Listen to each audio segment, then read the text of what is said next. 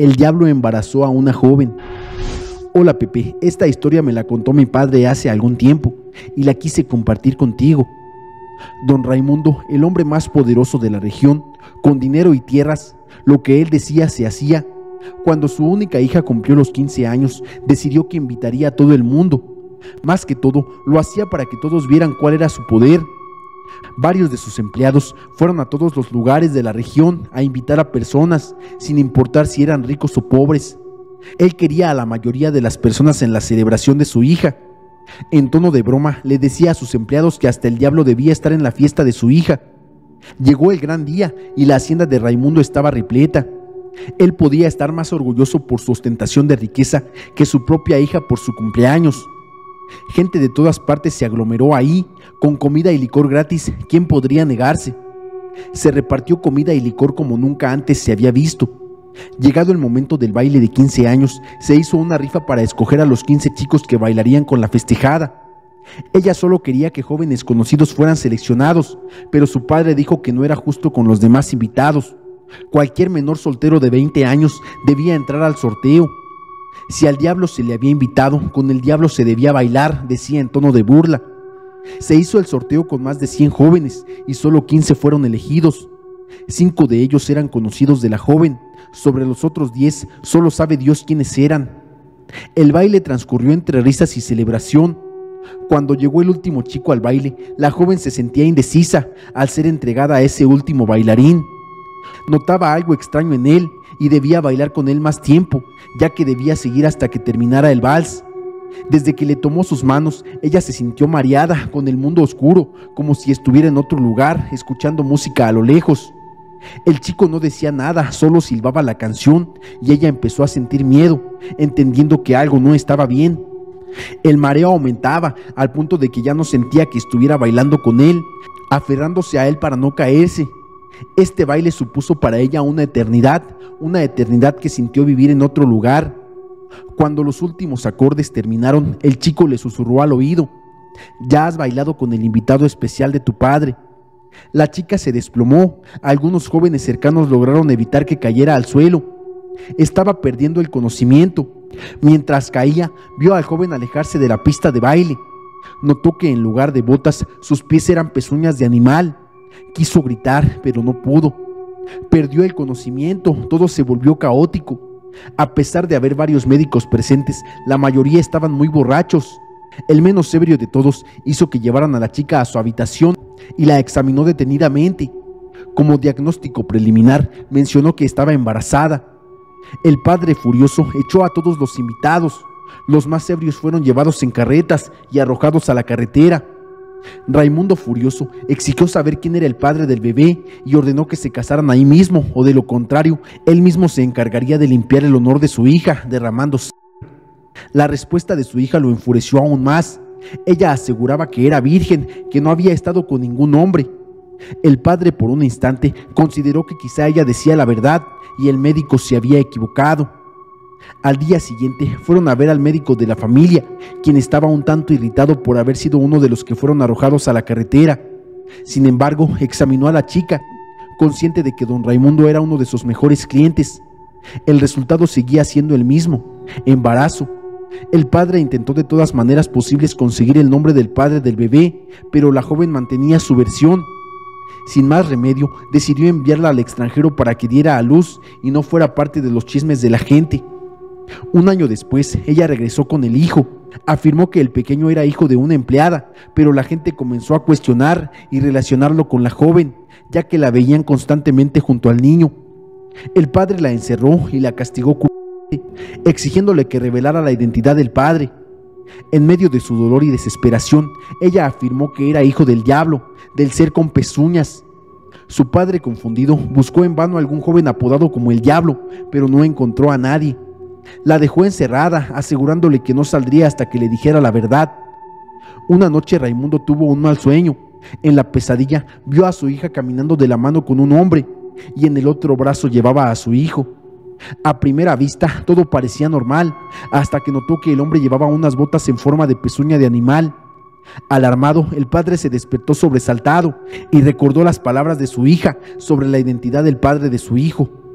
De inmediato fue a su habitación, pero ni ella ni el niño estaban ahí, habían desaparecido sin dejar rastro. Inicialmente, el padre organizó una búsqueda discreta con algunos trabajadores, pero al no encontrarla, decidió decir que se había mudado al extranjero para evitar levantar sospechas. Sin embargo, la verdad es que nunca supo lo que le sucedió a su hija. La curva maldita del Salvador. Cuenta la leyenda que hace muchos años, el dueño de la mayor parte de los terrenos situados en los alrededores del kilómetro 33.5 de la ruta a El Salvador, conocido como la Vuelta del Chilero, era un hombre ambicioso que anhelaba poder, fama y fortuna. Durante una noche de tormenta, invocó al diablo para pedir lo que deseaba. Este se le apareció y ofreció cumplirle sus deseos, a cambio de pedirle el alma de su hija. La ambición del hombre no tenía límites, por lo que aceptó el trato y entregó el alma de su hija al diablo. Después de ese suceso, la silueta de una joven mujer comenzó a aparecerse por la zona durante las noches. Los conductores que circulan por esa solitaria carretera han afirmado verla. Se dice que la mujer se cruza en la carretera y al tratar de esquivarla desaparece. Sin embargo, al mirar por el espejo retrovisor, la ven sentada en la parte trasera del vehículo e incluso a veces del lado del copiloto. Esto ha causado que muchos conductores pierdan el control y provoquen accidentes en ese sector. El nombre de esta curva surgió cuando la carretera constaba solo de 2 carriles. La leyenda cuenta que en una madrugada, un camión cargado de chile desde Oriente para venderlo en la terminal tuvo un desperfecto mecánico en esa curva y volcó, esparciendo todo el chile en la carretera.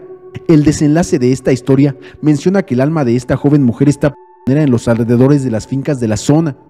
Se dice que solo alguien con el valor suficiente para enfrentarse al diablo puede liberar su alma. Para ello, la persona debe llevar una botella de agua bendita, un rosario y aprender algunas oraciones.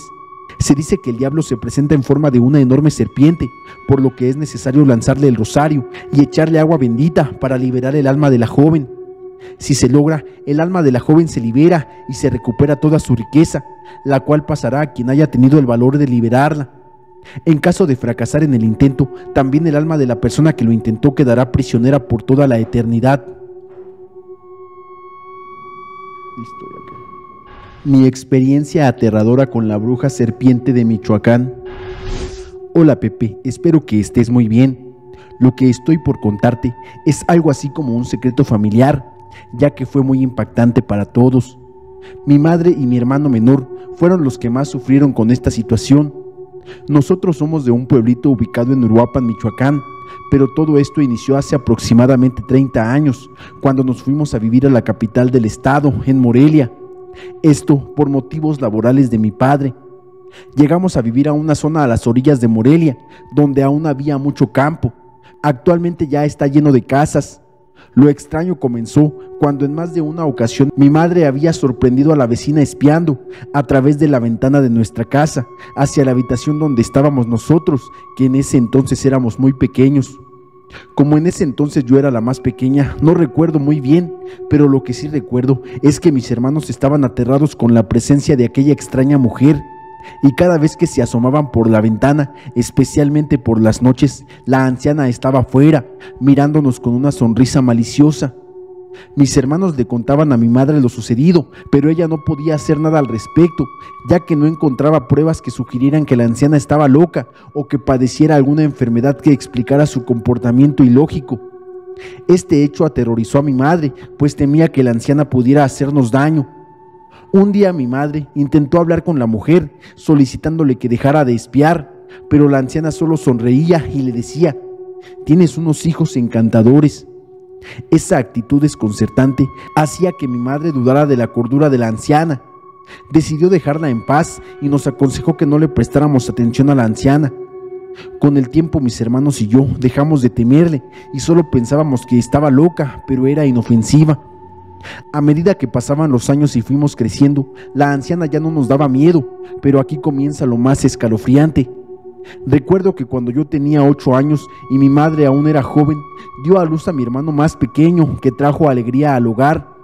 Todos estábamos felices por la llegada del pequeño. Sin embargo, empezaron a notar cosas extrañas en la casa, perturbando la paz familiar. Alex, mi hermano mayor, vivió una experiencia algo extraña en la cocina.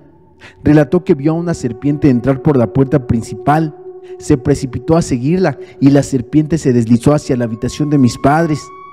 A pesar de sus intentos desesperados por despertar a mis padres, ellos no respondieron a sus llamados ni vieron a la serpiente, lo que lo dejó perplejo y asustado. Mis padres, al despertar, le aseguraron que todo estaba en calma y que habían caído profundamente dormidos después de haber arrullado y dormido al bebé. Atribuyeron eso al cansancio y agradecí al cielo que la serpiente no lastimara a ninguno de nosotros. Mi padre estaba desconcertado, pues nunca antes un animal así había tenido la osadía de traspasar el campo y los sembradíos para meterse en su casa sin temer la presencia humana. Después de esa extraña experiencia, mis hermanos cuidaban de poner siempre un protector debajo de la puerta principal. Sin embargo, una tarde yo vi nuevamente a la serpiente. No conté nada de lo sucedido hasta después de mucho tiempo, cuando fue evidente que algo malo pasaba en la casa. Esa tarde mi padre y Alex se habían ido al centro. Estaba en casa sola con Víctor, mamá y el bebé. Mi madre dormía con el bebé en su habitación. Yo estaba jugando con Víctor cuando vi que una serpiente se metía a la casa por un agujero en la ventana. Le dije a Víctor que se quedara quieto y salí a buscar un trapo para espantar al animal. Este se había metido en la habitación del bebé, donde también estaba mi madre. Entré a la habitación, mi madre no despertaba. Como pude, busqué a la serpiente y la vi cerca de la cama. La asusté con el trapo, creí que reaccionaría de forma violenta, pero salió deslizándose nuevamente hacia la calle. Pasaron algunos días, el bebé enfermó y su llanto solo era apaciguado de noche por el cansancio que llegaba a su pequeño cuerpo. Su desnutrición era evidente, pues el doctor lo había revisado y no encontraba explicación alguna, ya que nada de lo que bebía de la leche materna lo nutría adecuadamente. Una noche todo cambió cuando mi padre vivió una de las experiencias más traumáticas y aterradoras de todas. Él dice que esa noche recuerda ver entre sueños a una serpiente gigantesca deslizándose entre el pecho de mi madre. Pensó que estaba teniendo una horrible pesadilla. Entonces vio a la serpiente, vio su mirada fría y penetrante. Con decisión, puso su mandíbula en el seno de mi madre. Se estaba bebiendo el alimento que podía salvar la vida de mi hermano. Despertó sobresaltado, solo para comprobar que ese maldito sueño era una horrible realidad. Como pudo, tomó a la serpiente entre sus manos. Esta tenía la boca manchada de leche. La llevó corriendo hacia la calle. Antes de tomar una piedra para desvivirla, esta la mordió, lo que ocasionó que la soltara y se escapó, deslizándose hacia la casa de mi vecina. Cuando mi madre se enteró de todo lo ocurrido, relacionó enseguida a la temible anciana que teníamos por vecina con los nahuales tan conocidos en aquella región. Enojados, mis padres corrieron a buscarla a su casa sin encontrarla. Mis padres esperaron sentados a que la horrenda viejecita regresara. Esperaron bajo la sombra de la noche, ocultos entre los arbustos, hasta que casi al amanecer la vieron llegar. Pero no era ya la anciana débil que recordaban, sino una mujer más fuerte, más joven, pero las facciones eran las mismas. Cuando la vieron llegar, la desgraciada venía cantando. Mi madre se abalanzó sobre ella, le dio golpes, le gritó, la insultó, le dijo todo lo que se merecía, pero la mujer solo se reía, se burlaba de ella y de nuestra familia. Como pudieron, la atraparon y la amaron. Luego hicieron que confesara toda la verdad. Todo había sido descubierto. La bruja lanzaba primero un hechizo sobre mis padres, para luego entrar a la casa en forma de serpiente y robar la leche de mi hermano. Al beberla, rejuvenecía y se hacía más fuerte. Esa mañana, mis padres llevaron a la mujer ante los tribunales, pues al ser de día, su poder era débil y no podía transformarse en nada. La acusaron de que se la pasaba metiéndose en nuestra casa y les dijeron que temían por nuestras vidas. Mis padres regresaron a casa, pero por la noche un conocido que era oficial de la policía les avisó que la mujer había escapado y que no había ningún rastro de ella. Esa noche por el miedo nadie durmió, ya que temíamos que esa bruja serpiente regresara a tomar venganza. Pusimos sal en las ventanas, agua bendita y algunas otras cosas que le recomendaron a mis padres. Como a las 3 de la mañana se comenzaron a escuchar pisadas en el techo de la casa. Era evidente que había alguien ahí. Después se comenzaron a escuchar muchas risas como de mujer, pero lo más impactante fue cuando vimos a una serpiente gigante mirando por la ventana de la casa. De verdad era muy grande, como de unos 10 metros, y el grueso de su cuerpo era como el de una persona adulta. Su color era negro y tenía unos ojos amarillos penetrantes. Lo peor es que hacía un sonido espeluznante, como si gritara, y las expresiones en su rostro parecían humanas. Hacía muecas de burla y enojo. La madrugada se nos hizo eterna entre rezos y cosas paranormales. Al amanecer, acomodamos todo lo que pudimos en bolsas y nos regresamos a nuestro pequeño pueblo. Únicamente mi padre, acompañado de algunos de mis tíos, regresaron por nuestras cosas, pero no volvimos a ver a esa horrible bruja serpiente. Por esta razón nunca debes hacer fiesta los Viernes Santos. Hola Pepe, espero que te encuentres muy bien. Lo que vengo a contar ocurrió en Semana Santa. Soy de un pequeño pueblo enclavado en la montaña, el cual es surcado por varios ríos.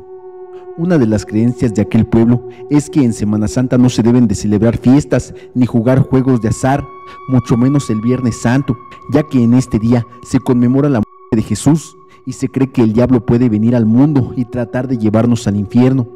Él tiene permitido esta libertad únicamente ese día para deambular entre los vivos. Esto nos sucedió a un grupo de 7 jóvenes, 4 hombres y 3 mujeres. Decidimos desafiar esta creencia en Viernes Santo al planear una escapada a una pequeña cabaña en lo alto de la montaña. Compramos algunas botellas de ron, cervezas y una baraja de cartas. Nuestro objetivo era demostrar que las supersticiones acerca de este día eran solo mitos de generaciones pasadas. Desde lo alto de la cabaña podíamos ver el pueblo, mientras los lugareños llevaban velas a la iglesia como tributo a Jesús. Nosotros, por nuestra parte, nos burlábamos de las creencias arraigadas en nuestra comunidad. Al caer la noche pusimos música y comenzamos a bailar y disfrutar de algunas bebidas, todo con moderación. Conforme avanzaban las horas, subimos el volumen de la música y comenzamos a jugar a las cartas. Divididos entre bailar, jugar y reír, nos sumergimos en nuestra celebración. Cerca de la medianoche, una tormenta estalló sobre la región, con truenos estruendosos y relámpagos que iluminaban el paisaje. El viento aullaba furioso golpeando los árboles y la cabaña. A pesar del miedo inicial, decidimos ignorar la tempestad y continuamos con nuestra fiesta. Uno de nosotros subió el volumen de la música a pesar de los sonidos naturales y nos incitó a seguir bailando y disfrutando. En medio de la diversión, un trueno estremecedor sacudió la cabaña y sus cimientos, recordándonos la fuerza de la naturaleza en su máximo esplendor. En ese preciso instante se fue la luz. Alguien sugirió mirar hacia afuera para verificar si en el pueblo también se había ido. Sin perder tiempo, atendí esas palabras y abrí la puerta para verificar si se veían luces encendidas abajo en el poblado. Fue entonces que lo vi, parado en la puerta de la cabaña. Era el diablo sin duda, un hombre con una chamarra que parecía protegerlo de la lluvia. No tengo mucho que decir sobre su cuerpo o vestimenta, pero sí sobre su rostro. Sus ojos brillaban como los relámpagos recientes y mostraba 2 colmillos puntiagudos que recordaban a los de un animal enfurecido. A pesar de esto, su sonrisa era tenebrosa y malévola. Mientras escuchaba los gritos de los demás desde adentro, salieron en estampida, derribándome en su camino y continuando montaña abajo. Ellos no vieron al diablo en ese momento. Más tarde me contarían lo sucedido. Traté de levantarme y lo seguí corriendo. En mi carrera miré atrás y lo vi observándonos con su sonrisa malévola y sus dientes afilados. Parecía disfrutar de habernos asustado. Mientras descendimos, el viento rugía entre los árboles, las hojas y ramas caían a nuestro alrededor como si intentaran atraparnos. Los demás gritaban. Yo volteé para verlo una y otra vez, observando su sonrisa y sus dientes brillantes como los relámpagos de la noche. Aunque el pueblo estaba cerca, corrimos, pero parecíamos no poder llegar, viendo las luces y las personas con velas. Después de una intensa carrera, llegamos finalmente y entramos a la iglesia. Postrados de rodillas comenzamos a rezar en el sepulcro de Jesús. Habíamos aprendido de forma dolorosa que hay cosas con las que no se debe jugar. Al día siguiente les pregunté por qué salieron corriendo de la cabaña. Ellos mencionaron que desde la puerta había gritado: «¡Ha llegado el diablo!», algo que no recordaba haber dicho. En ese momento, las paredes de la cabaña se convirtieron en llamas, y entre estas llamas se podían ver rostros que parecían pedir ayuda. Esa visión fue suficiente para que todos salieran corriendo, sin percatarse de la presencia del hombre o demonio en la puerta. Desde entonces ya no volvimos a experimentar nada similar en Semana Santa. Sacamos un tesoro y eso maldijo a mi familia. Hola Pepe, me gustan mucho tus historias. Las he seguido desde hace poco. Son amenas e interesantes. Quisiera contarte mi historia, pero también quisiera que quedara de forma anónima. Soy del Estado de México. En ese entonces vivía con mi mamá y con 2 hermanos más que tenía. Mi madre tenía un talento para poder hablar con los otros, escucharlos y verlos. Es ahí donde comienza mi historia. Mi infancia transcurrió bastante tranquila, a pesar de que mi madre trabajaba mucho y mi padre era ausente. Ella siempre se esforzó por darnos lo mejor. Sin embargo, a la edad de 13 años, un amigo de mi madre la invitó a desenterrar un tesoro en un lugar donde solían hacer fiestas. Decidieron aventurarse mi madre, su amigo y mi hermano mayor que falleció hace 10 años. El tesoro pertenecía a Jerónimo Loperena, un ladrón que en su tiempo juntó mucho dinero, pero no pudo estar en paz porque no lo había entregado.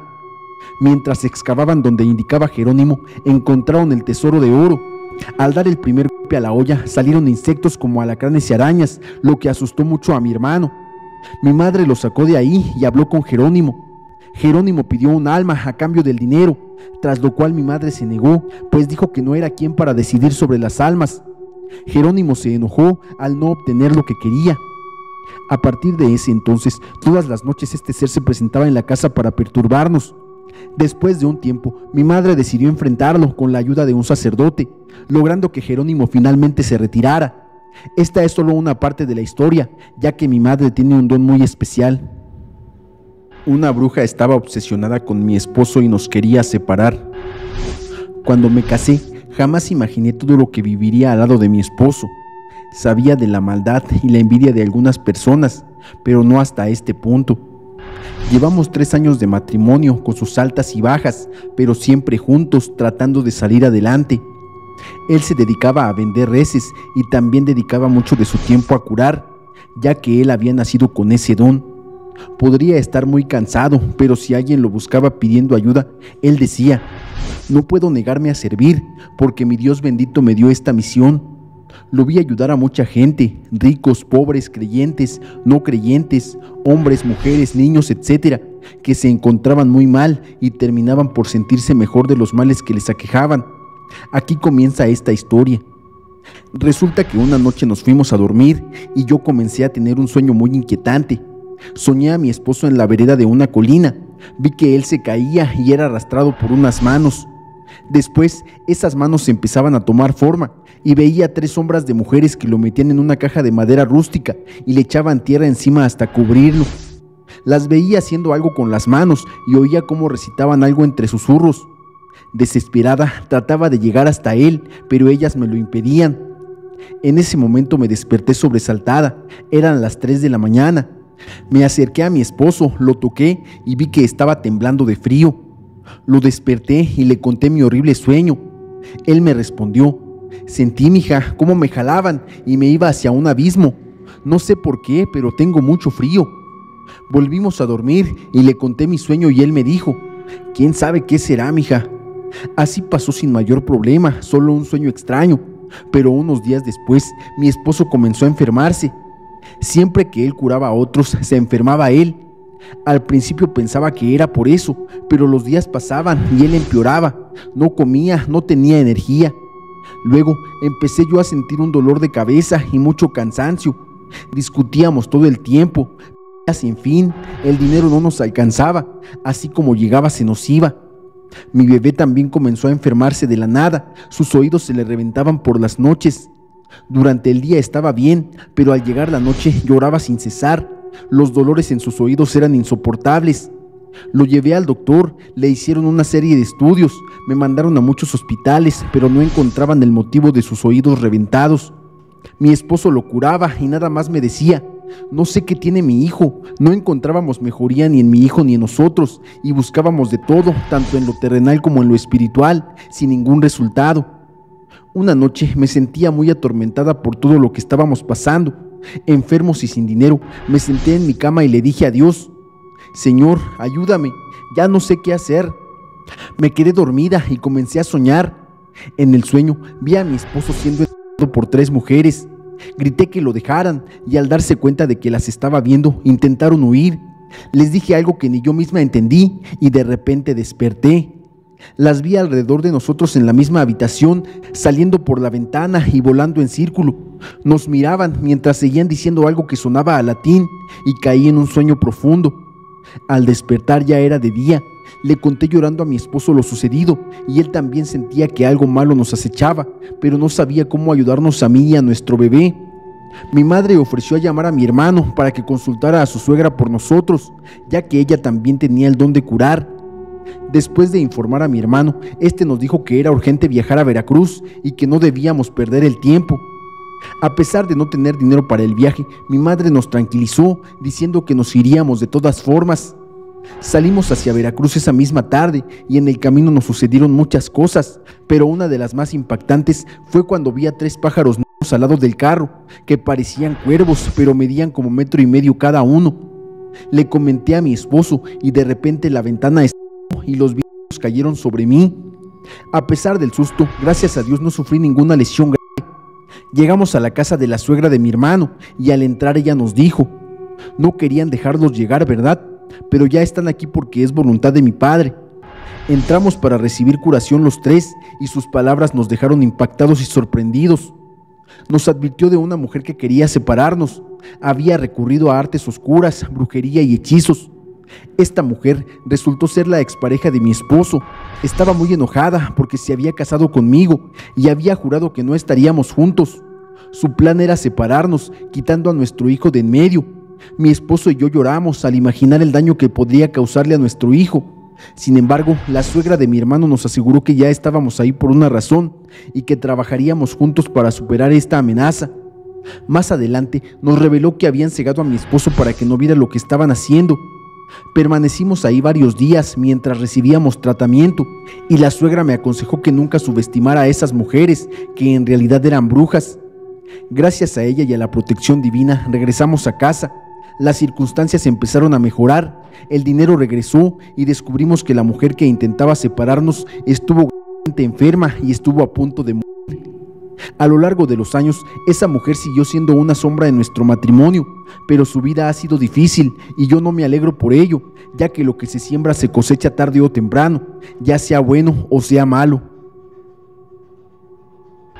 La mujer que me pidió ayuda en la carretera por la madrugada.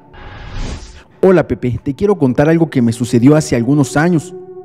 En ese entonces venía manejando mi tráiler a una cierta velocidad por la Rumorosa.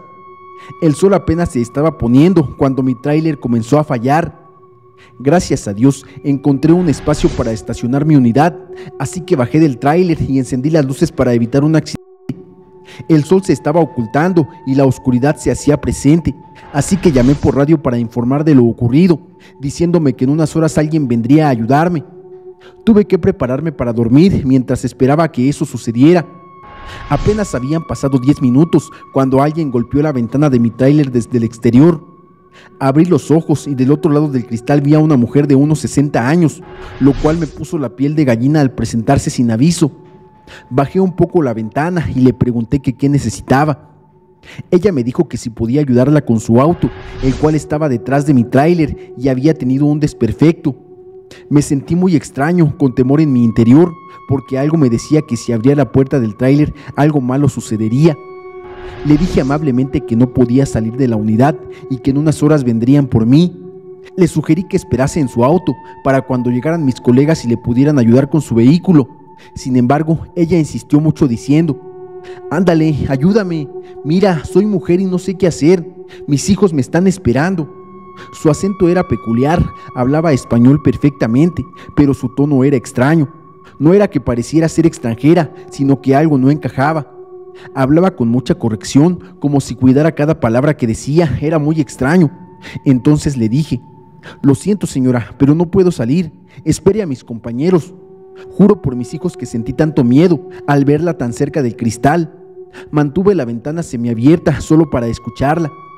Ella volvió a pedirme ayuda, diciéndome que sus hijos la esperaban y que debía llegar pronto, que si no la ayudaba, ¿cómo lo haría? Que por favor bajara a mirar su vehículo. Por un momento casi me convencí y para cuando me di cuenta ya tenía mi mano sobre la manija, pero pasó un trailero apagándome y prendiéndome las luces al mismo tiempo que hacía sonar su claxon. Sentí que el trailero intentaba decirme algo, así que retiré mi mano rápidamente y decidí no abrirle. La mujer se percató de mi decisión y se puso más insistente, como enojada, diciendo: por favor, ábreme la puerta, necesito que me ayudes, mi teléfono celular no funciona. Sus palabras no me gustaron para nada, principalmente porque me levantó la voz, por lo que le dije que no podía, que no iba a bajar de mi unidad y que dejara de molestar. Fue entonces cuando la mujer hizo algo que no me esperaba, y gracias a eso me convencí de quedarme dentro de mi tráiler hasta que vinieran por mí, ya que comenzó a meter sus largos dedos por el diminuto espacio que había en el cristal, al mismo tiempo que intentaba abrir la puerta por fuera con su otra mano. Fue muy aterradora la escena. La mujer se reía a carcajadas como una loca y repetía: «¡Ábreme la puerta, maldito! ¡Ábreme la puerta!». Me fui a esconder en el camarote. Admito que se me escaparon las lágrimas del miedo que sentía. Recuerdo que en una parte secreta del camarote tenía un tubo con el que pensaba golpearla si intentaba romper los vidrios, pero después de varios minutos dejé de escucharla. No me moví hasta que muchas horas después escuché la voz de mis compañeros que llegaron a apoyarme con el tráiler. Me dormí porque aproveché el tiempo para descansar. Con toda seguridad bajé del tráiler mirando a todas partes para ver si veía a la mujer y el supuesto auto averiado, pero no había ningún carro. Relaté lo sucedido y me dijeron que por esa parte de la carretera suceden cosas muy extrañas debido a los accidentes que ahí ocurren. Permanecí despierto hasta que finalmente arreglaron mi unidad. En ese momento la hora debía estar entre las 4 y las 5 de la madrugada, pero gracias a Dios llegué sano y salvo a mi destino. Al llegar, lo primero que hice fue detenerme en un restaurante cercano. En ese lugar, donde muchos traileros y camioneros se detienen a descansar y a cargar combustible, experimenté otra extraña situación. Puedes pensar que son ideas mías o coincidencias, pero te aseguro que así sucedió. Al estacionarme y bajar de mi unidad, un sujeto se acercó y me preguntó: «Oye, ¿tú eres el trailero que estaba tirado allá por la Rumorosa?». Sorprendido le contesté que sí. Entonces él dijo: «Fue fácil saber que eras tú por el logotipo de la empresa en tu caja. Yo soy el trailero que te pitaba y que te encendía las luces anoche». Sorprendido le pregunté por qué lo había hecho. Su respuesta me dejó helado. Mencionó que cuando pasó, vio encima de mi tráiler a un ser muy extraño, con cuerpo de mujer, pero pies de cabra de la cintura para abajo.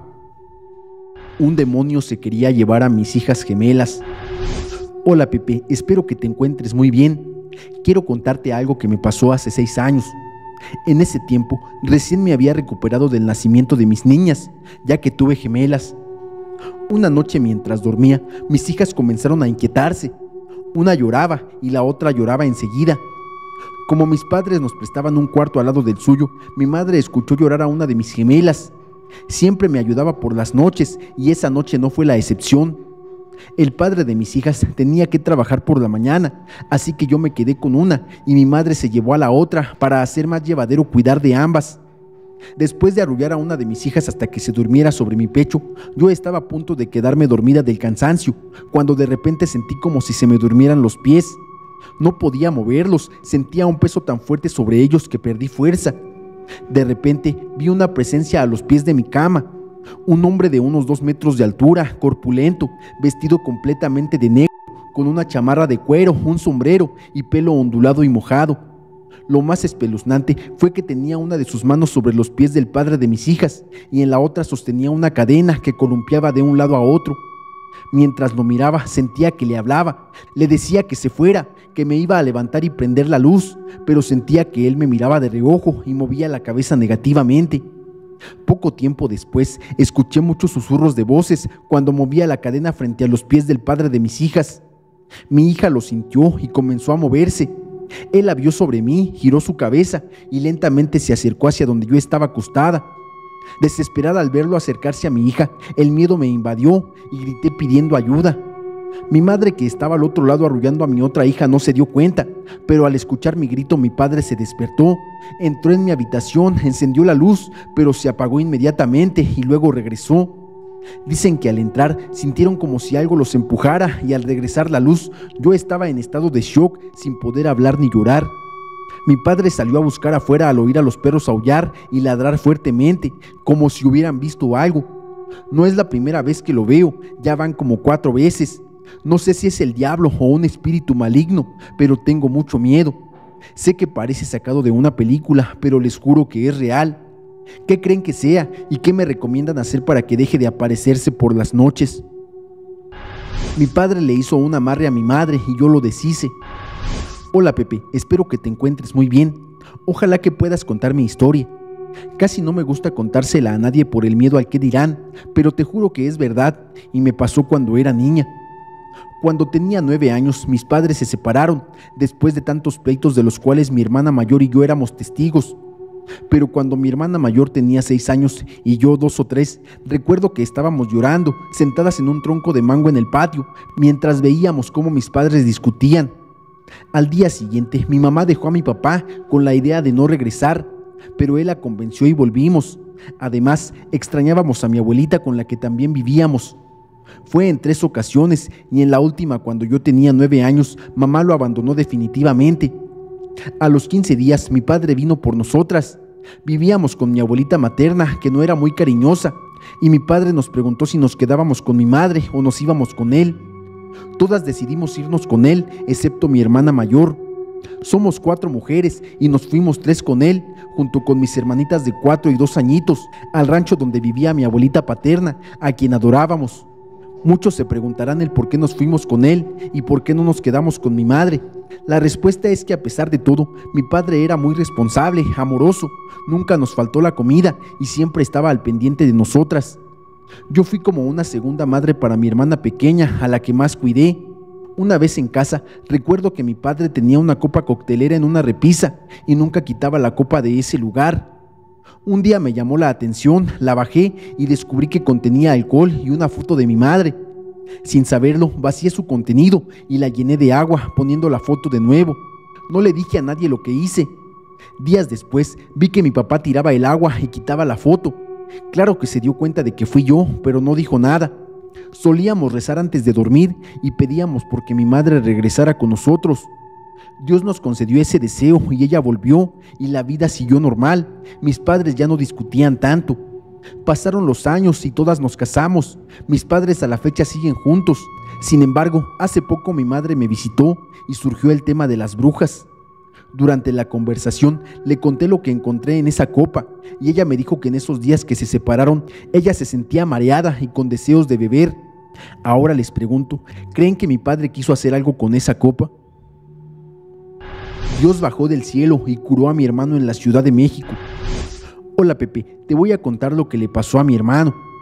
Tal vez muchos de aquí no lo creerán o dirán que el tema no va aquí, pero contamos cosas que nos suceden, relatos que pasan o algo que hemos visto. Esto pasó en el año 2009, cuando mi hermano se enfermó, pero antes de eso, desde muy temprana edad salió de casa. Somos de Veracruz y él se fue a vivir a la Ciudad de México. Por mucho tiempo no supimos nada de él, incluso pensamos que ya había muerto. Sin embargo, después de un tiempo de haber llegado a la Ciudad de México, enfermó y quedó en cama. Ya no podía hacer nada, no podía caminar, ya no podía comer, ni mucho menos trabajar. Desde que llegó a la ciudad hizo amistades, conoció gente de aquí y ellos lo cuidaban, le daban de comer. Algunos de sus amigos de Veracruz fueron a verlo, le ofrecieron llevarlo a la casa, pero él decía que no, estaba enojado consigo mismo y decía: soy un malagradecido, cuando estaba bien nunca fui a visitar a mis padres y ahora que estoy a punto de me quieren llevar, pues no voy a ir, no quiero ser una carga para ellos por mis malas decisiones, si que me tiren por ahí o que me tiren a la basura. Su orgullo era tan grande que no regresó cuando estuvo enfermo. Una mañana pasó algo inexplicable, cuando todos sus compañeros salieron a trabajar y él se quedó solo en casa. Él dice que cuando cerró y abrió los ojos, ahí estaba un señor con vestiduras blancas parado frente a él. El hombre le ofrecía la mano para levantarlo, y aún sabiendo que no podía levantarse, él también le dio la mano. En ese momento, el hombre lo levantó y lo llevó al cielo. Al subir, pudo ver un hermoso lugar, calles de oro y un mar de cristal. Según la Biblia, en el cielo hay calles de oro y un mar de cristal. Todo se veía hermoso y le mostraron tanto el cielo como el infierno. Cuando regresó, dice que se levantó, se fue al baño y vomitó hasta sacar lo que lo estaba matando. Ese día se sintió mejor y salió a buscar trabajo. En el camino se encontró con uno de sus compañeros con los que vivía en el cuarto. Le dijo que qué hacía en la calle, si se suponía que estaba enfermo o que si solo los estaba engañando. Mi hermano, emocionado, le contó lo sucedido, pero nadie le creyó. Ese mismo día encontró trabajo como velador y le ofrecieron quedarse en un cuarto en su mismo lugar de trabajo. Poco a poco fue recuperando su vida y hoy incluso tiene su casa, una familia y cada que puede visita a mis padres en Veracruz. Él está seguro que ese día bajó Dios del cielo y le dio otra oportunidad. El pueblo donde la gente no podía morir. Hola Pepe, espero que puedas leer mi historia en uno de tus videos. Mi trabajo como periodista requiere que viaje constantemente. Una parte de ese trabajo consiste en publicar una columna con mitos y leyendas de pueblos pequeños. No se trata de una labor objetiva en el mundo del periodismo, pero lo disfruto mucho, o al menos así era hasta que me topé con un pueblo en los confines de México, del cual no te voy a revelar el nombre, ni mucho menos la ubicación, ya que considero que es un pueblo maldito. Como versaba el mito, a nadie se le permitía morir en este sitio. Este viaje lo hice mucho antes de que existiera Google Maps. Para llegar al pueblo tuve que confiar en las instrucciones que me proporcionó la fuente. Algo dentro de mí me decía que se trataba de una broma, pero la columna en el periódico trataba precisamente de esto, comprobar o refutar la información. Preparé todo para el viaje y tras varias horas conduciendo me encontré en un camino oculto, sucio y sin mantenimiento. Tras más de 3 horas avanzando por esta ruta, encontré un viejo letrero de madera, la primera señal de civilización. Se leía el nombre del pueblo junto a otra frase que decía: retorne ahora. A la distancia observé lo que parecía una antigua comunidad de labranza. Era un pueblo pequeño con escasas construcciones que lucían deterioradas, así como tractores y camiones completamente oxidados y abandonados. A simple vista parecía un pueblo fantasma. Estacioné el carro a la orilla de la carretera y me dispuse a declarar que el mito era una total estafa. Sin embargo, escuché que alguien me hablaba. ¿Por qué has venido?, dijo una voz débil. Inmediatamente busqué el origen de la voz. Era un anciano de apariencia frágil que se apoyaba sobre un bastón. Estaba completamente calvo y no tenía un solo diente en la boca. ¿Quién eres?, le pregunté. En medio de una situación ligeramente incómoda decidí presentarme, pero el anciano, sin interesarse en mí, me dijo fríamente: ¿por qué estás aquí? Le mencioné que era un cazador de mitos y leyendas y llegué hasta ese lugar gracias a las indicaciones proporcionadas por una fuente anónima. El hombre lanzó un suspiro mientras dijo: la ignorancia es una bendición, pero ya que has venido, tendrás aquello que viniste a buscar. En ese momento me percaté de que el anciano tenía la pierna rota. La arrastraba mientras cojeaba con mucha dificultad, pero lo más extraño era su piel, cubierta por arrazos que parecían recientes. ¿Está bien?, le pregunté con cierto nerviosismo. Él simplemente ignoró la pregunta e hizo gestos para que lo siguiera. ¿Vives solo en este sitio?, le pregunté. No, hay otras personas, añadió. En el suelo observé un pájaro con el torso desnudo y los órganos expuestos. Aparentemente lo había desvivido un gato o un perro. Sin embargo, aquel animal intentó moverse a pesar de sus graves heridas. «El pájaro está», intenté decirle. El anciano observó al animal con desdén y dijo: «Aquí está prohibido morir. No se permite que nada muera», respondió. Lo seguí hasta el interior de una casa antigua. Tan pronto como atravesé el marco de la puerta principal, un hedor a carne podrida asaltó mis fosas nasales. Una docena de personas con diversos tipos de mutilación estaban esparcidas en la sala. Sin embargo, seguían respirando. Vivían con heridas que habrían matado a cualquier ser humano. Se demostraba la veracidad del mito, aunque yo no podía creerlo. Debemos solicitar ayuda, dije mientras observaba a un hombre cuyos huesos de la mano sostenían unos cuantos colgajos de piel. Eso solo empeoraría la situación, respondió el anciano. Saqué el teléfono completamente dispuesto a llamar a emergencias. Sin embargo, en aquel remoto lugar no tenía una sola barra de señal para solicitar ayuda. «Siéntate, vamos a platicar», me dijo. Completamente avasallado por lo que veía, no logré encontrar las palabras para formular un argumento coherente. «Has venido para conocer la historia de mi pueblo y te la voy a contar», dijo el anciano. Me senté y observé a todas aquellas personas sufriendo en ese lugar. La mayoría tenían heridas tan terribles que ni siquiera les permitían hablar y se limitaban a emitir gemidos de agonía en el lugar donde estaban sentados. Cada herida parecía reciente, como si se las hubieran hecho ese mismo día. El anciano comenzó a hablar diciendo: «Desde la fundación de este pueblo en 1911 nos desempeñamos como una típica comunidad agrícola, un pueblo pequeño que no es de mucho interés para los visitantes. La mayoría nacimos y crecimos en este lugar, por lo que en esas extrañas ocasiones en las que alguien nos visitaba, se armaba un revuelo, era motivo de celebración. El hombre se detuvo un instante para observar su pierna rota y continuó diciendo: entonces, en 1956, un hombre llegó al pueblo a bordo de un auto lujoso y vestido con finas prendas. Contrastaba demasiado con el modesto estilo de nuestro poblado. Dijo que no venía a hacer negocios y mucho menos establecerse en la región. Simplemente quería vivir un año en nuestra comunidad. Además, prometió que cuando su visita terminara, nos obsequiaría algo que jamás olvidaríamos. Apenas terminó de hablar el anciano, escuché unos débiles gritos provenientes del exterior. Eran terriblemente roncos y transmitían una sensación indescriptible de agonía. El anciano continuó hablando. Jamás dijo mucho, se limitó a observarnos mientras continuábamos con nuestra rutina diaria y siempre estaba dispuesto a ayudar. Se mostró como una persona educada y servicial, por lo que en el transcurso de un mes ya lo considerábamos parte de la comunidad. Pero siempre vestía aquel maldito traje que parecía ajeno a los elementos externos. Con lluvia o bajo un terrible calor, el hombre se mostraba tranquilo y lucía impecable. De pronto, mientras hablábamos, los gritos afuera se intensificaron. En medio de aquel suplicio, distinguí algunos ruegos de piedad y el anciano continuó. Después, cuando terminó su año en el pueblo, nos hizo una pregunta muy simple. ¿Qué pregunta?, le dije. ¿Quieren vivir para siempre?, nos dijo. Se detuvo un instante y volvió a suspirar. Los gritos del fondo parecían intentar llamar mi atención, como si supieran que estaba ahí.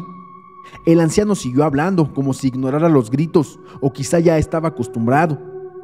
En un primer momento nos reímos de la propuesta. Aunque la muerte no era nuestra enemiga, tampoco la queríamos cerca. Tras un extenso debate, el pueblo decidió llevar la respuesta a votación. Ya puedes ver lo que elegimos. Me aproximé a la ventana, intentando averiguar el origen de los gritos. Quería salir corriendo de ese maldito lugar, pero algo en mi interior me lo impedía. Sentía una profunda lástima por la gente del pueblo y realmente pretendía ayudarlos. Entonces, ¿vivirás para siempre?, le pregunté. El anciano asintió y dijo: prometió que nuestros cuerpos se mantendrían siempre jóvenes. Desgraciadamente, cuando pasó el tiempo, dejó de afectarnos, perdimos la capacidad de sentir sed, hambre y la necesidad de dormir. Somos inmunes a las enfermedades o infección, pero no podemos sanar. Cada una de las lesiones que sufrimos, sin importar lo pequeña o grave que sea, se quedará con nosotros hasta el fin de los tiempos. Esa es nuestra maldición. ¿Y qué sucede con la gente que grita?, le pregunté. Suspiró nuevamente y dijo: vienen del granero, ahí es donde mantenemos a las personas que quieren salir de este lugar. ¿Salir? ¿A dónde? Algunos creyeron que podían escapar de la maldición, destruyeron sus propios corazones y otros se abrieron la cabeza. Estaban equivocados, no pueden ir, no se les permite hacerlo. Yo le dije: ¿hay algo que pueda hacer para ayudarte? ¿Existe alguna forma de parar esto?, pregunté. Él soltó una carcajada. No fue una risa alegre, sino de malicia. ¿Detener? No buscamos que se detenga, dijo. Hace 10 años el mismo hombre que nos maldijo regresó al pueblo. No envejeció un solo día y todavía mostraba aquella sonrisa alegre al saludar. Nos ofreció la muerte, liberar nuestras almas y salvarnos de esta terrible vida. ¿Y por qué no aceptaron? Se detuvo y la sonrisa se esfumó de su rostro. Porque nos contó lo que hay después de la muerte, y te puedo asegurar que es un destino mucho más terrible al que estamos condenados, finalizó. Después de eso me despedí del anciano y me dijo que yo también podría quedarme para tener vida eterna al igual que ellos. Me dijo que si aceptaba me revelarían el oscuro secreto que hay después de la muerte. Yo lo miré con algo de desconfianza y solo me despedí para jamás volver a ese maldito lugar que no se encuentra en ningún mapa. Muchas gracias por leer mi historia. Intentamos entrar a la cueva que desaparece en la peña de Bernal. Hola Pepe, te quiero contar mi historia. No sé si se pueda decir que es de terror, pero es algo que me impactó mucho en su momento y a la fecha me sigue asombrando. Corría el año de 1978, eran las 11 de la mañana y por mera casualidad entré a la Posada Peña a saludar a doña Nata, una anciana muy amable que conocí desde mi niñez. Nunca me imaginé que esa improvisada visita me llevaría a formar parte de un grupo de investigadores que justo ese día se encontraban planeando lo que días más tarde me enteré. y esto era tratar de subir a la cúspide de la Peña de Bernal y descender por la parte norte para intentar descubrir qué se encontraba en la cueva circular que ahí existe y a una altura de 150 metros del piso de tierra y arbustos del monolito. Cabe destacar que en ese grupo de no más de 7 personas se encontraba Guadalupe, hija de Diego Rivera, el gran e internacionalmente destacado muralista mexicano. ¿Tú eres de aquí?, me preguntó Lupe. Sí, le contesté. ¿Te has subido a la punta de la peña?, me preguntó muy amablemente. Yo le dije que sí, a lo que ella me contestó. ¿Quisieras integrarte a este grupo que quiere conocer la cueva que está detrás de la peña? Se cuentan muchas historias sobre ella. Se dice que dentro hay muchos misterios por descubrir, como libros que describen puntualmente el desarrollo de la especie humana. También que hay un tesoro resguardado por una serpiente enorme. ¿Qué nos puedes comentar sobre eso? Anda, habla sin pena. Yo me quedé pensando por un momento y le dije: bien, iré al grano. Primero, ¿dónde les dijeron lo que acabas de compartirme? Guadalupe me respondió: yo visito desde hace muchos años este pueblo de Bernal. Siempre me ha gustado mucho y su peña aún más. Y en una ocasión, una anciana de nombre Tina me hacía comentarios. Me decía que ella desde niña veía bolas de fuego girando sobre la peña de Bernal, a las cuales les temían los pobladores porque decían que eran brujas. Y había una leyenda que decía que atrás de la peña pasaban cosas extrañas, como luces muy brillantes que llegaban a iluminar los cerros del Picacho y otros de los alrededores. Yo me quedé pensando por un momento y le respondí: miren ustedes, conozco, o más bien los pobladores de Bernal, conocemos desde siempre estas historias. También las escuché de parte de tía Tina, y es verdad que por la parte de atrás de la peña existe un hueco circular a una gran altura, muy difícil de acceder. Creo que nadie lo ha logrado. De lo demás, son historias, pero sí, pobladores del barrio del Puerto, de San Antonio de la Cal y más del barrio del Álamo cuentan de esas extrañas luces. Los demás acompañantes de Lupe Rivera, entre ellos un miembro del club de alpinistas de la UNAM, guardaban silencio. Escuchaban hasta que Rivera dijo enfáticamente: queremos salir de dudas, venimos a Bernal con un propósito, ver qué hay dentro de esa cueva, atrás de la peña, y te invitamos a que te integres. Me quedé pasmado por esa mujer tan directa y le pregunté: ¿y cómo consideran ustedes que podamos subir y después bajar por la parte de atrás de la peña, hasta el sitio donde está la cueva? Con el liderazgo del grupo, Lupe Rivera dijo contar con el apoyo de un alpinista profesional de la UNAM presente, así como con Alberto Carrillo y Mariano Amaya, de la Universidad Autónoma de Querétaro. Me quedé sorprendido, era gente muy preparada. Al parecer ya tenían todo bien planeado, así que le dije: ¿y a mí para qué me quieren si ya tienen todo bien planeado?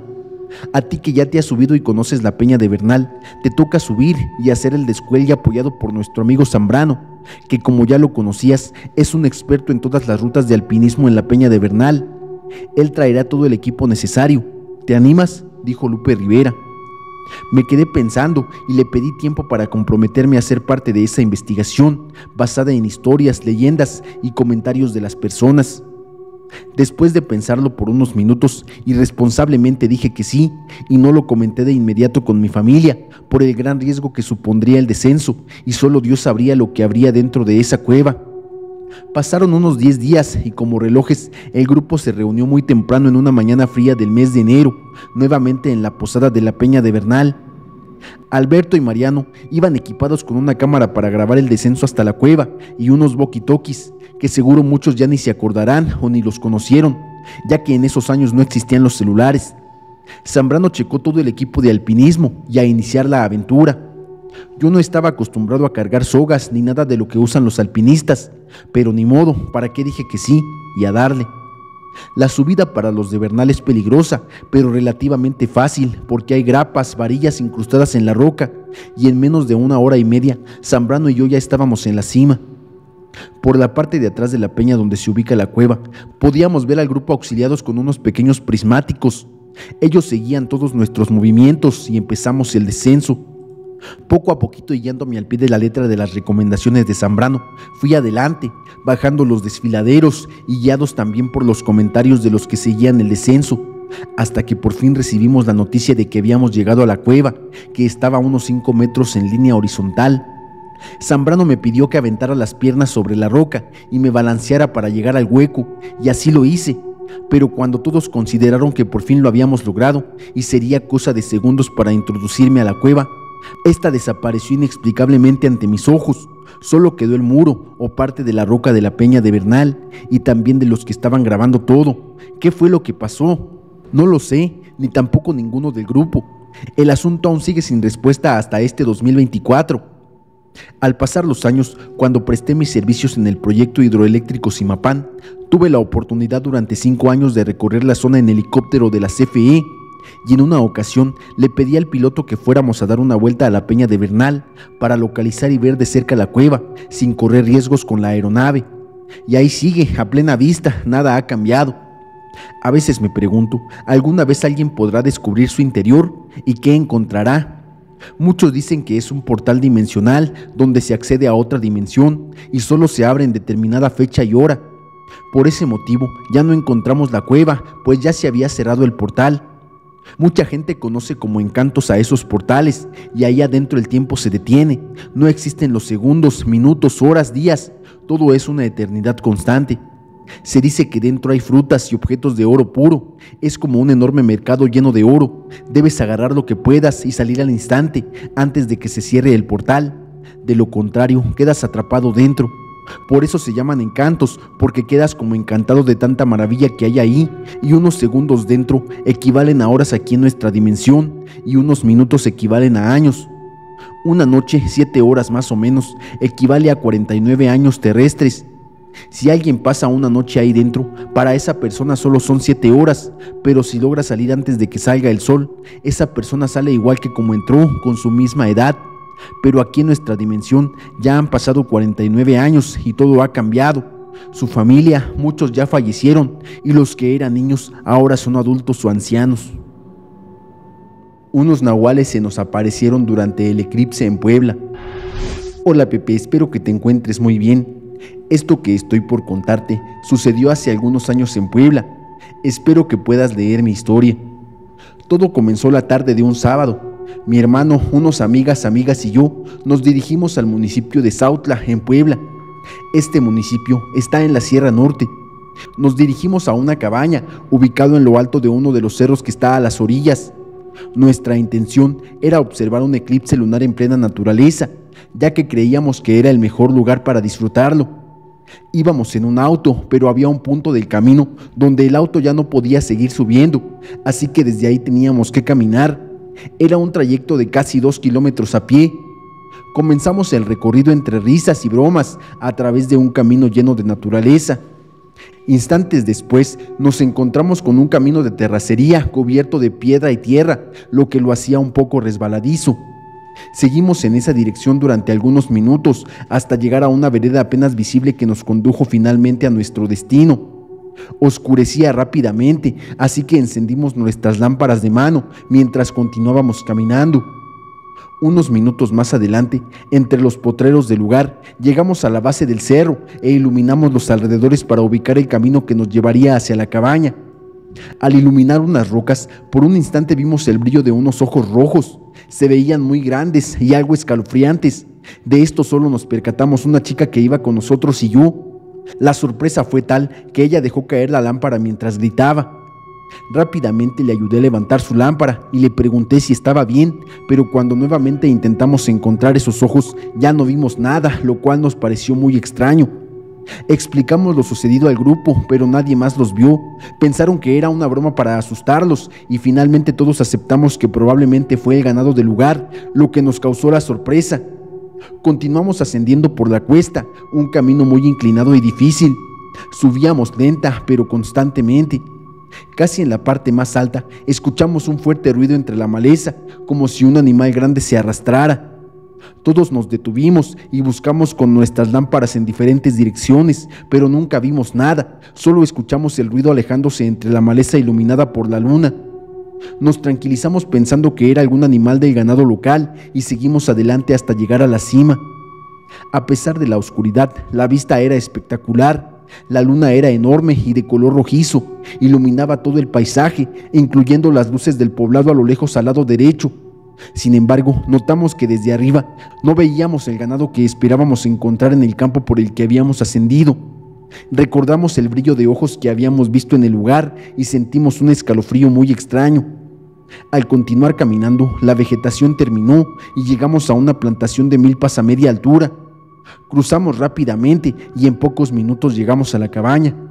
Esta cabaña era completamente de madera, muy pequeña, con techo de lámina a 2 aguas y 2 niveles. Tenía una terraza diminuta y una pequeña escalera que conectaba con ambos pisos. Una vez que llegamos nos instalamos y encendimos la fogata. La noche transcurrió en una hermosa velada bajo la luna. Su vista era impresionante, de un tenue color rojo que iluminaba la vegetación, de forma que permitía apreciar ciertos detalles a pesar de la oscuridad. Así continuamos hasta bien entrada la madrugada, cerca de las 2, mientras terminábamos de conversar con ánimo de descansar un poco. En ese momento, uno de los chicos miró hacia un lado y, sorprendido, nos señaló a un perro que estaba ahí. Volteamos todos hacia donde indicaba y efectivamente había un perro pequeño de color marrón, muy oscuro, con orejas cortas y levantadas. Lo curioso era que, según el chico que nos guiaba, la casa cercana estaba a 1 hora y media de distancia de donde nos encontrábamos. El pequeño animal nos observó fijamente y mientras lo hacía, escuchamos un ruido proveniente de atrás de la cabaña. Nos dimos la vuelta para ver qué era y vimos a otro perrito igual del mismo tamaño, lo cual nos tranquilizó un poco, pues creíamos que quizá había una manada de perritos por ahí. Cuando intentamos buscar al primer perro que habíamos visto, ya no lo encontramos. Entre bromas, mencionamos la posibilidad de haber visto a un nahual, que según las leyendas habita la zona. Aunque mi amiga y yo comentamos que el brillo de los ojos de los animales era igual al que habíamos notado previamente. Un momento de silencio se apoderó del ambiente, hasta que uno de los chicos dijo: «Solo era un perro». Acto seguido, recogimos nuestras cosas, apagamos la fogata y entramos en la cabaña para descansar.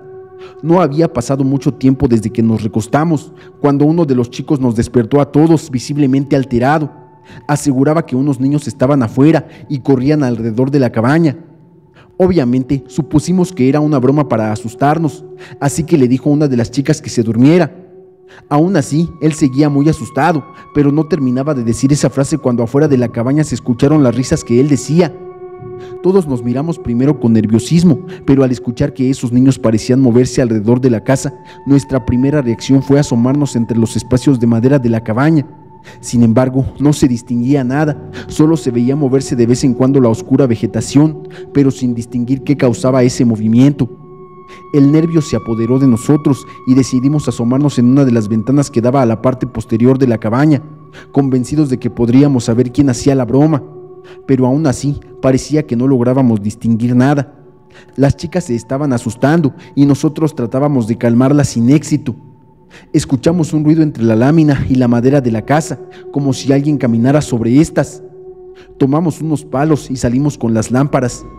En ese momento vimos algo que hasta la fecha me trae pesadillas.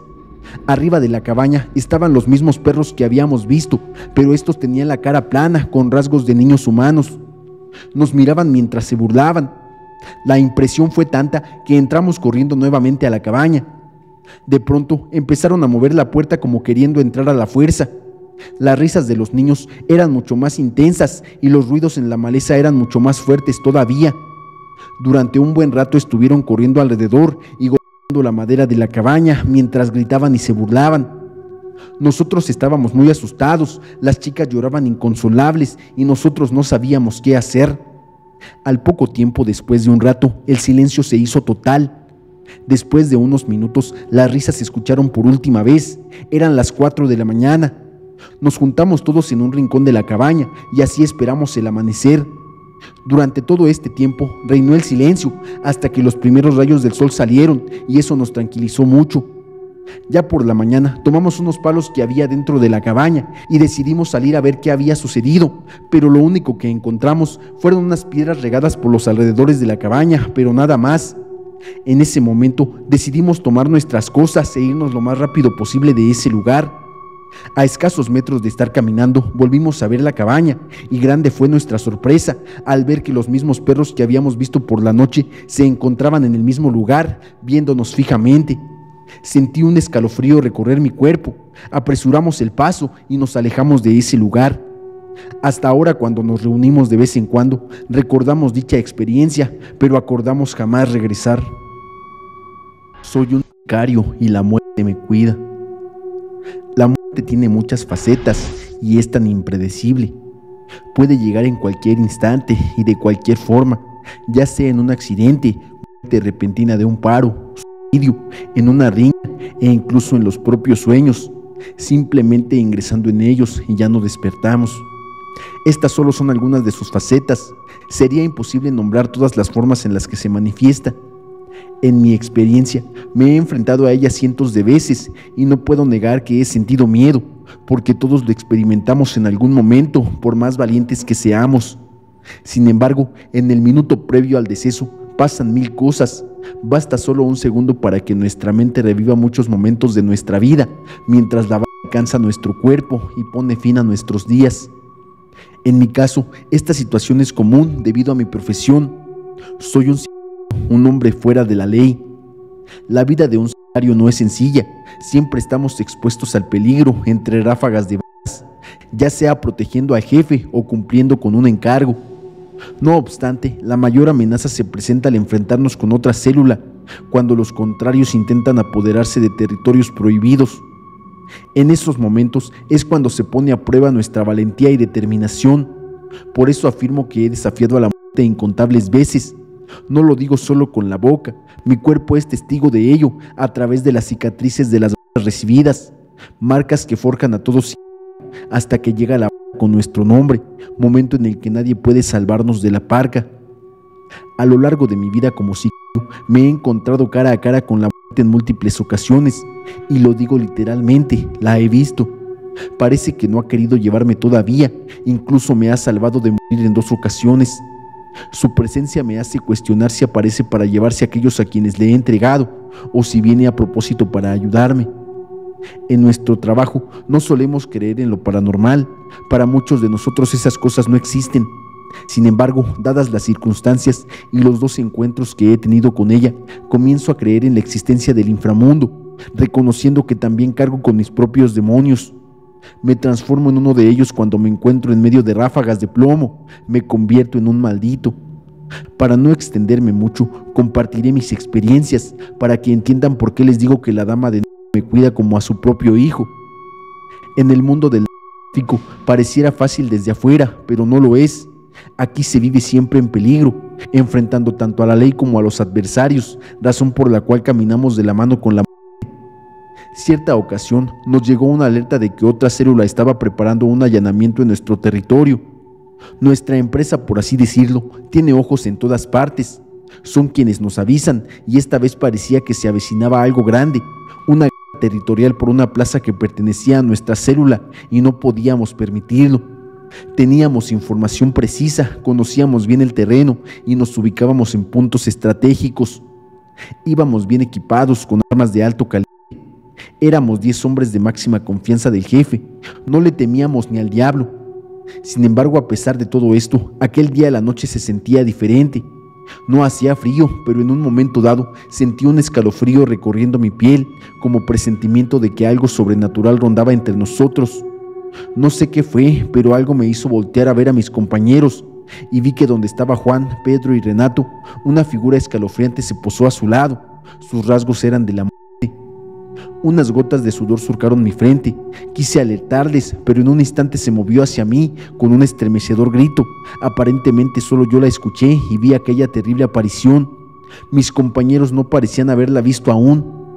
En ese momento divisamos luces de vehículo acercándose por el camino y nos preparamos con nuestras armas. Estaba por comenzar el infierno. Eran más que nosotros, pero la sorpresa estaba de nuestro lado, ya que no esperaban nuestra emboscada. Sin darles tiempo de reacción, empezamos a dispararles. Desconozco cuántos cayeron en el fuego cruzado, pero pronto recuperaron la compostura y respondieron a nuestro ataque. El estruendo de los disparos llenaba el aire, junto al olor a pólvora y los gritos de los heridos. Los tiros no cesaban, continuaron por más de media hora. Desconocía cuántos de mi equipo seguían en pie, ni cuántos del lado contrario, cuando de repente noté que mi munición se había agotado. Solo me quedaba una bala en mi pistola y mis compañeros parecían inmóviles, tal vez heridos o peor. 2 individuos se me acercaron, enemigos evidentes, apuntándome con sus armas. Yo les apuntaba de vuelta, pero con solo una bala frente a 2 oponentes, mi muerte parecía inminente. En un instante de reflexión, recordé escenas de mi vida pasando rápidamente frente a mis ojos, y entonces volví a ver la figura de la muerte. Esta vez detrás de uno de mis enemigos, como un humo denso se materializó frente a él mi flaca, y en un instante cayó fulminado. Mi opinión sobre eso es que tal vez también la vio y del susto de un paro cardíaco. No quería imaginar que quizá ella intercedió por mí para salvarme. Sin embargo, todo podría ser. El otro hombre, sorprendido por el suceso tan repentino, se descuidó y aproveché el momento para dispararle. Mi única bala dio cuenta de él. Esa vez tomé el evento como si la santa intercediera por mí. Otra de las razones por las que pensé eso fue porque los 3 compañeros que vi junto a la muerte murieron. Los demás estaban heridos, pero vivos. Había sido como una advertencia de ella. Después les conté todo lo que vi, pero no me creyeron. Ellos solo confiaban en sus armas y en que eso los había salvado. Ya no dije nada. En parte tenían razón. Nuestras armas son en quien podemos confiar, siempre y cuando no se terminen las balas o se encasquillen. Esa fue la primera vez que presencié la muerte vivo. La segunda vez ocurrió en un levantón. Íbamos mi novia y yo cuando de repente 2 vehículos nos cerraron el paso y hombres encapuchados bajaron de ellos. Desvivieron a mi novia en el acto y a mí me subieron a un auto poniéndome una capucha. Sentí que en esa ocasión no la iba a librar. Llegamos a un lugar desconocido y abandonado. Me ataron a una silla y al quitarme la capucha, el que parecía ser el jefe del operativo empezó a interrogarme. Cada vez que no le respondía, me golpeaba diciendo que moriría si no hablaba. Sabía de antemano que esto podía suceder, pero en nuestro trabajo una de las reglas principales es no ser un delator. Es preferible morir antes de convertirse en un chivato. En ese momento detrás del hombre apareció la imponente figura de la muerte. Su presencia hizo que mi piel se erizara. No sabía si venía por mí porque estaba al borde de la muerte o si quería ayudarme como la vez anterior. De cualquier manera, mi suerte ya estaba decidida y solo un milagro podría salvarme. Vi que se desplazó por detrás de mí y las cuerdas que estaban se aflojaron por sí solas.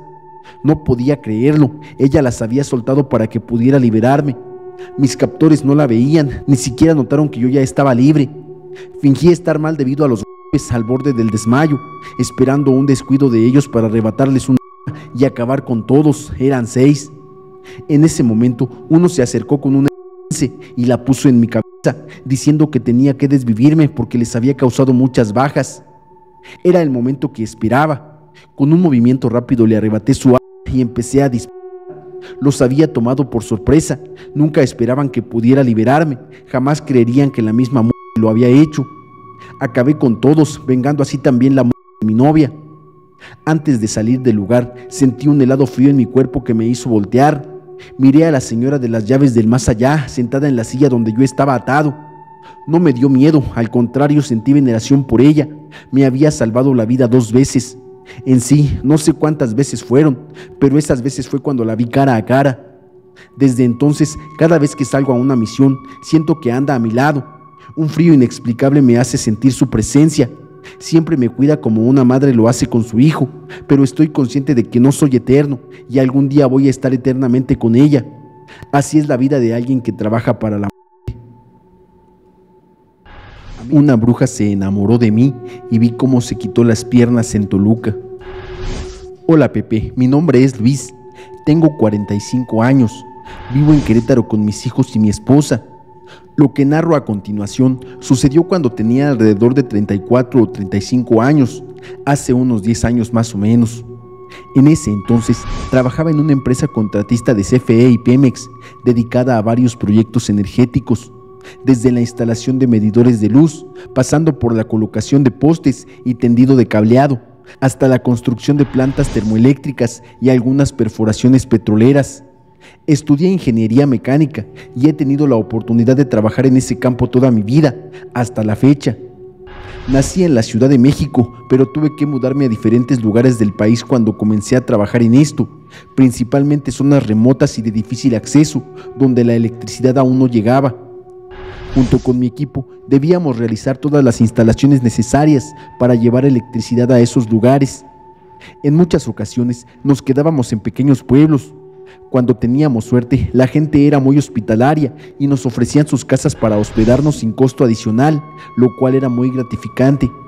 Sin embargo, cuando no teníamos esa suerte, teníamos que acampar donde nos sorprendiera la noche y esperar el amanecer. La mayor parte del trabajo se llevaba a cabo en zonas boscosas densas, donde la casa más cercana estaba aproximadamente a 1 hora de caminata, debido a la densidad del bosque y de los árboles. Al interactuar con los lugareños, escuchábamos sus historias sobre fantasmas, brujas y otras creencias, aunque yo siempre respeté esas narrativas sin dejar que me afectaran. Hubo un día en el que debíamos instalar postes de fibra de vidrio en una zona boscosa un poco montañosa, en el bosque de la Marquesa en Toluca, Estado de México. Recuerdo que ingresábamos a la carretera México-Toluca, tomábamos una desviación a mitad de camino donde se perdía la señal del teléfono. Nos guiábamos con un GPS que, en comparación con los actuales en los teléfonos inteligentes, era muy básico. Era un dispositivo similar a una laptop con 2 funciones principales: marcar rutas y reproducir música precargada. La primera función permitía guardar rutas para la navegación sin conexión, pero solo mostraba el punto de inicio y el final y la ruta más corta. La segunda función era reproducir música para entretener el camino, una idea curiosa del inventor para evitar el aburrimiento durante los desplazamientos. El primer día, al llegar al pueblo más cercano del destino, nos detuvimos para desayunar y preguntar cuánto faltaba para llegar a nuestro destino. La señora que nos vendió la comida nos dijo que ya estábamos cerca, pero que las camionetas no podían entrar porque solo se podía llegar a pie. Desde ahí eran aproximadamente 40 minutos de caminata y nos recomendó por seguridad salir siempre a más tardar a las 4 de la tarde, ya que después de esa hora la visibilidad en el bosque era muy limitada debido a la densidad de los árboles, lo cual dificultaba ver claramente, además de que salían los coyotes a cazar. El lugar al que nos dirigimos se llamaba el Bosque de la Bruma, según nos dijo. Después de desayunar, llegamos al destino, o bueno, al menos hasta donde podíamos llegar en el vehículo. Estacionamos las camionetas y un pequeño camión que transportaba los postes de fibra de vidrio. Nuestro plan era llevar los postes directamente al lugar de distribución y llevar toda la herramienta necesaria en ese mismo viaje para optimizar el tiempo y aprovechar al máximo el día. A medida que nos adentrábamos más entre los árboles, pude corroborar lo que la señora nos había advertido por la mañana. La luz solar que se filtraba entre el follaje era mínima, apenas suficiente para ver unos 20 metros de distancia con claridad. Más allá de ese punto, la oscuridad se apoderaba, reduciendo nuestro rango de visión a un radio de al menos unos 20 metros. Si había coyotes, delincuentes u otro peligro más allá de esa distancia, no podíamos verlos a menos que se acercaran a nosotros o viceversa. Al final del primer día, aprovechamos para medir el terreno, planificar, realizar instalaciones preliminares y dejar todo listo para el día siguiente. Cerca de las 3:30 de la tarde, la penumbra en el bosque era evidente, por lo que le sugerí a mi equipo que saliéramos antes de que la visibilidad empeorara y continuáramos las labores al día siguiente. Al salir del bosque, la luz del sol era reconfortante y todo se veía con claridad, a diferencia del interior del bosque. Regresamos al pueblo en las camionetas para buscar un lugar donde comer y descansar. Recordé que podríamos cenar en un pequeño local que servía carne asada, atendido por 2 caballeros mayores, muy amables por cierto. Iniciaron una conversación con nosotros sobre nuestros uniformes y el propósito de nuestra visita, lo cual casi siempre es importante para generar confianza y evitar malos entendidos en la comunidad local. Después de conversar sobre nuestras actividades y la búsqueda de alojamiento, los señores nos ofrecieron hospedaje en su casa. Eran hermanos que vivían con sus esposas y, al haberse ido sus hijos, tenían 4 habitaciones libres que seguramente podrían albergarnos a los 8 integrantes de mi equipo, incluyéndome a mí. Les tomamos la palabra y llegamos a su casa, una casita de pueblo muy acogedora. Entre plática y plática nos invitaron a un café. Ya entrada la noche, sus esposas comenzaron a contarnos una historia muy inquietante. Nos advirtieron que debíamos tener cuidado, ya que a los hombres jóvenes solían aparecérseles brujas en el bosque. Relataron el caso de un joven vecino que fue arrastrado hasta la carretera por una bruja tras aventurarse en el bosque con unos amigos. Lo encontraron cerca de una laguna, completamente arañado, golpeado y despojado de su ropa. Apenas podía articular palabras, pero afirmaba que había sido una bruja. Varios miembros de mi equipo también provenían de pueblos y pude notar en sus rostros el temor y la creencia en las palabras de las señoras. Aquella noche transcurrió con relativa normalidad. Pudimos descansar y prepararnos para el siguiente día. A las 7 de la mañana estábamos listos para continuar con nuestro proyecto. Tras montarnos en los vehículos, regresamos al lugar del trabajo. El proyecto, que era relativamente pequeño, estaría concluido en máximo 3 días. Ese día marcaba el segundo en la obra. La tarea consistía en colocar postes de fibra de vidrio, mucho más livianos que los de concreto usuales en las ciudades, con un peso de entre 200 y 220 kilogramos. 3 personas capacitadas podían manipularlos con facilidad. Avanzamos sin contratiempos. Alrededor de las 3 de la tarde solo faltaba instalar 4 postes. Decidimos detenernos para salir temprano y evitar la oscuridad, tal como la jornada anterior. De regreso con los ancianos, compartimos una comida y luego nos dirigimos a su hogar para pasar la segunda noche. Durante la noche ocurrió algo inusual. Mientras dormíamos, los 8 hombres que ocupábamos un cuarto despertamos simultáneamente. Todos notamos que algo nos jaló los pies.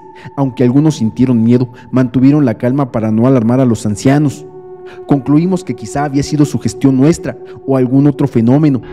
Decidimos volver a dormir para continuar con el trabajo al día siguiente. Algunos lograron conciliar el sueño, pero otros no. A la mañana siguiente, 4 hombres del equipo estaban empacando sus pertenencias para irse.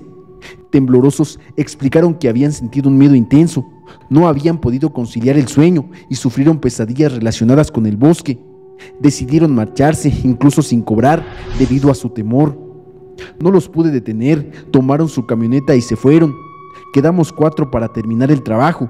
Llegamos de nuevo al interior del bosque de la bruma para seguir en lo que nos quedamos, pero había una sorpresa que nos dejó a todos con la boca abierta. Los 4 postes que ayer dejamos acomodados uno junto a otro ahora estaban en otra posición, 3 formando un triángulo y el restante clavado en el centro del triángulo, pero clavado como si una mano gigantesca los hubiera tomado y lo hubiera hundido con gran facilidad en el suelo. Los postes miden 10 metros, normalmente los enterramos a una profundidad de 2 metros. Este estaba fácilmente a 6 metros de profundidad, algo imposible, al menos en ese lugar donde la maquinaria no podía entrar. Toda nuestra herramienta estaba dispersa por todos lados, como si un tornado hubiera pasado a revolverlo todo. A pesar de la incredulidad y asombro de todos, el trabajo debía continuar. Lo único que se me ocurrió fue que entre los 4 acomodáramos los postes que ahora formaban el triángulo, y después de eso, 2 se fueran a buscar ayuda para sacar el último. Los 2 que se fueron por ayuda se llamaban Víctor y Armando, ayudantes generales del proyecto. Nos quedamos Ramiro, quien era su supervisor, y yo, quien estaba al mando de la cuadrilla. Ramiro y yo empezamos a mover los postes que formaban el triángulo y a alinearlos como los teníamos antes. Estos postes son ligeros, pero no tanto como para que se manipulen tan fácilmente. Seguíamos asombrados de quién pudo moverlos así. De donde los habíamos dejado a donde los encontramos, fácilmente había 10 metros de distancia. Y bueno, ¿qué decir del que estaba clavado? Eso era realmente imposible. De alguna manera, el día se fue rapidísimo, y cuando vi el reloj ya eran las 3:30 y los muchachos no llegaban con la ayuda para sacar el último poste. El silencio era abrumador. Ni Ramiro ni yo concibíamos aquella hazaña. Era prácticamente imposible, inhumana. Abrí el viejo GPS que teníamos y puse música, al menos para romper el silencio y no sentirnos tan solos. Ya eran las 5 de la tarde, la oscuridad era casi total. Prendimos unas lámparas de emergencia que teníamos ahí y que iluminaban lo suficiente para vernos. De alguna manera, la luz nos reconfortaba. Las horas pasaban y nadie llegaba. Ya eran casi las 7 de la noche. Yo estaba desesperado, al igual que Ramiro. Le dije que mejor nos fuéramos porque ya iba a llover.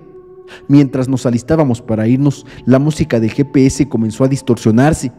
Pensé que era porque la batería se estaba agotando, pero tenía el 90%. Cambié de canción y por las pequeñas bocinas del equipo empezamos a oír risas de mujeres, pero risas no de diversión, sino de burla. Como unos 10 segundos seguidos de risas extrañas y de repente un grito.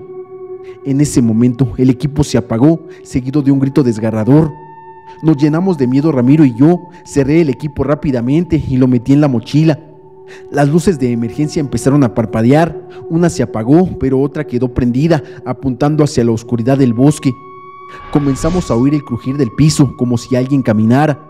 Pensamos que eran los muchachos, pero no, eran 3 mujeres, realmente muy atractivas, ataviadas con vestidos largos y blancos, de cabellos oscuros.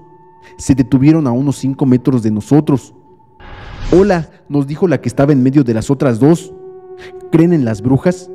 En ese momento yo temblaba de miedo, lleno de terror. No podía decir nada, algo que me impedía abrir la boca. Ramiro respondió: no, no creemos en eso, lárguense. La mujer, que se quedó hasta atrás de las tres, dijo: entonces, ¿por qué rompieron mi símbolo? Pero con una voz horripilante, algo sumamente aterrador. Ramiro y yo estábamos de pie, lado a lado, temblando y tartamudeando. Pude abrir la boca y decir: oigan, no queremos problemas. En ese momento, una de ellas me interrumpió y nos dijo: ¿quieren ver algo? Las tres se quitaron la ropa y empezaron a reír, como las risas que escuchamos antes en el aparato. Lo que sucedió a continuación, nadie me ha creído hasta la fecha, solo mi esposa. La que nos preguntó si queríamos ver algo, comenzó a elevarse del suelo, a levitar, y de repente se prendió fuego, así de la nada. La mujer estaba volando con fuego a su alrededor, mientras las otras dos seguían riendo. No quedó más que hacer que salir corriendo de ahí, tropezando, avanzando hacia la carretera. Las risas burlonas de esas mujeres parecían seguirnos de cerca. Por suerte llegamos a la carretera, salimos del bosque y subimos a la camioneta. Tardó en prender, no quería arrancar. Sinceramente yo estaba llorando del miedo y Ramiro me dijo que rezáramos. Así lo hicimos, rezando dentro de la camioneta en la noche bajo la lluvia. Mágicamente, la camioneta arrancó y pudimos llegar a la autopista México-Toluca, yendo a una velocidad considerable. Pensamos que todo había terminado, pero de pronto algo pesado cayó en la caja de la camioneta, haciéndola bajar la velocidad. Luego, una bola de fuego apareció justo al lado de nosotros, a la misma velocidad. Oímos nuevamente las risas y aquella voz horrible nos decía: párate o te mato, párate o los mato a los dos. Sentimos el calor del fuego a pesar de la lluvia y el frío de la noche. Ramiro me dijo: por lo que más quieras, no te pares, no voltees, se acelera más. Exactamente hice eso, excepto lo segundo. Volteé a ver, quería ver qué era eso, cómo eran, qué es lo que nos acechaba aquella noche. Volteé quizá menos de un segundo, pero lo que vi perdura en mi memoria hasta la fecha. Era la misma mujer en fuego, pero sin piernas, como si solo su torso, brazos y cabeza nos estuvieran persiguiendo. Un rostro horrible y sin ojos. Sentí el peor escalofrío que recuerdo hasta la fecha. Creo que ese episodio apenas duró unos 40 segundos, pero para mí fueron como 40 horas, hasta que a lo lejos se veían las luces de la caseta de cobro. Así como apareció, así se fue, a la misma velocidad. Dejó de avanzar y solo se elevó para perderse en el cielo, aquella bola de fuego. Quedé impactado por todo eso. No quise saber más de ese trabajo. No quise salir de mi casa por al menos 2 semanas. Mi esposa estaba incrédula por todo esto. Me llevó con una de sus tías que se dedica al esoterismo y esas cosas. Mi salud se estaba deteriorando. Su tía me dijo que esas mujeres eran brujas y que le gusté a una, misma que estaba haciéndome brujería, y por eso mi estado de salud estaba mal. Al final le dio algunos remedios a mi esposa para que me los diera, y con el paso del tiempo pude recuperarme de la salud y de la impresión. Hoy me sigo dedicando a lo mismo, en una empresa diferente, pero a lo mismo. Aunque definitivamente y bajo ninguna circunstancia vuelvo a trabajar en bosques. Creo que las brujas son muy reales en algunos lugares.